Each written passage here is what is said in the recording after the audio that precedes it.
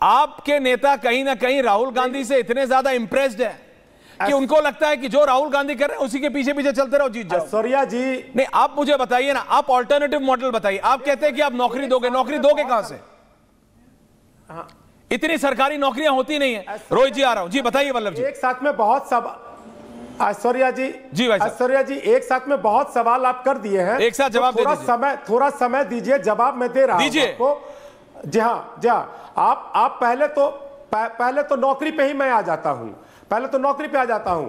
जो लोग कहते थे कि पैसे और वेतन कहां से दोगे, तो मैं बता दूं कि जब हम 17 महीने के सरकार में आए तो हम लोग 1 महीने में वैकेंसी निकाले, 5 लाख नौकरियां दी, परीक्षा लिया, परीक्षा लेकर रिजल्ट भी जारी किए और नियुक्ति पत्र भी गांधी मैदान में रैली करके बांटा गया। ये पहली बार बिहार में सरकार नीतीश कुमार मुख्यमंत्री थे, सरकार में आए थे। आदरणीय तेजस्वी जी ने जी बिल्कुल राष्ट्रीय जनता दल यही तो मैं बता रहा हूँ, आप सुनिए तो, यही तो मैं बता रहा हूँ। खाली बुड़बक बनाने का दुकान खुला हुआ है।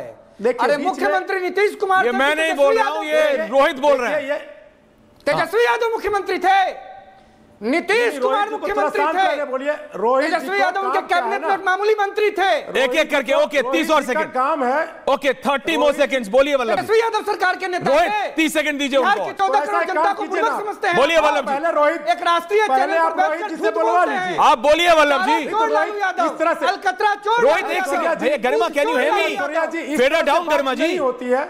वल्लभ जी आप अपनी बात पूरी कीजिए। 30 मोर सेकंड्स बोलिए। रोहित जी को मैं बढ़िया से जानता हूं, जानते हैं रोहित जी को मैं बढ़िया से जानता हूं, कहां से है, क्या करते हैं, इनकी पूरी बात मैं जानता हूं। इसलिए थोड़ा इनको बोलिए कि अपनी थोड़ी मर्यादा में रहे। हाँ। ये कितने अमर्यादित है मैं जानता हूं इनको बढ़िया। आप छोड़िए, आप बताइए, आप टॉपिक पे आइए। तो जो लोग कहते थे, टॉपिक पे ही आ रहा हूं, टॉपिक्स पे जो लोग कहते थे कि नौकरियां कहां से दोगे, तो हम लोगों ने नौकरियां भी दी, परीक्षा भी दी, नियुक्ति पत्र बांटी। और एक और बात बताते हैं, इस सारे प्रक्रिया और प्रोसेस के दौरान कोई भी पेपर लीक का मामला नहीं हुआ। और जैसे ही सरकार से हम लोग हटे तो नौकरियां का हाल देखिए, पेपर लीक होने लगा। यहां संजीव मुखिया जेल गए, आपको सारी बात मालूम होगा कि इनके नौकरी देने का क्या था।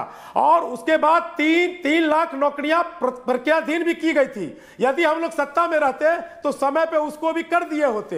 अब रही बात, आप नेता का भी कुछ बात कर रहे थे, मैं बता दूं आपको, बिहार की कोई भी पार्टी हो, चाहे भाजपा हो चाहे जनता दल हो, उसके प्रदेश नेतृत्व देख लीजिए कहां से गए हैं। भाजपा भी राष्ट्रीय जनता दल से जो गए हुए हैं उन्हीं को अपना नेता मानते हैं प्रदेश का।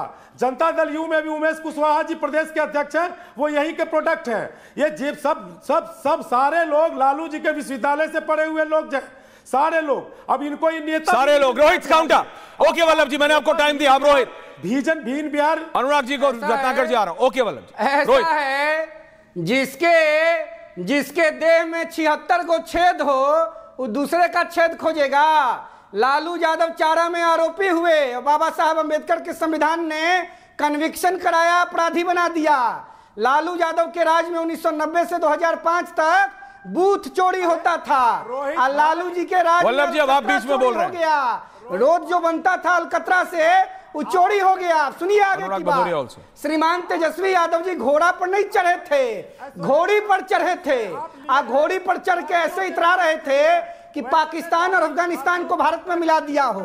सरस्वती की उपासना इस देश में हिंदू, मुसलमान, बौद्ध, जैन, पारसी हर धर्म के लोग करते हैं। इस सरस्वती के उपासना का जो सबसे बड़ा केंद्र बिंदु है कलम, उसको फेंक रहे थे हवा में। इनकी बुद्धि कितनी शुद्ध है, इसी से इसका आकलन कर लीजिए।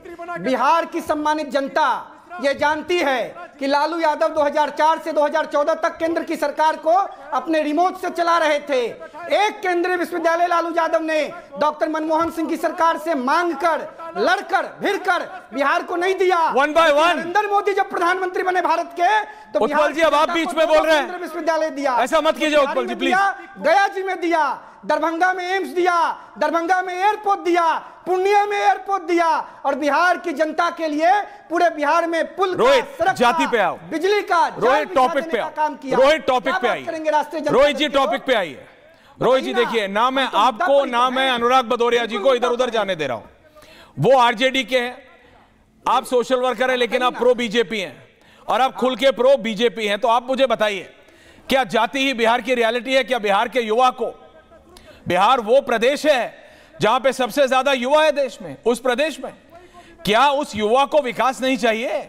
क्या उस युवा को दुनिया के बड़े बड़े शहरों के मुकाबले शहर नहीं चाहिए, कंपनियां नहीं चाहिए?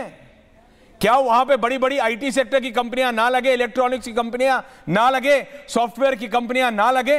अब ये जो H1B वाला हो रहा है अमेरिका में, उसके बाद सारी कंपनियां वापस इंडिया आएंगी, इतने आएंगे, सब कुछ हैदराबाद, तेलंगाना, बहुत अच्छी बात है वहां लगे। क्या कुछ बिहार में ना आए? बिहार के युवा को हमेशा बाहर ही जाना पड़े?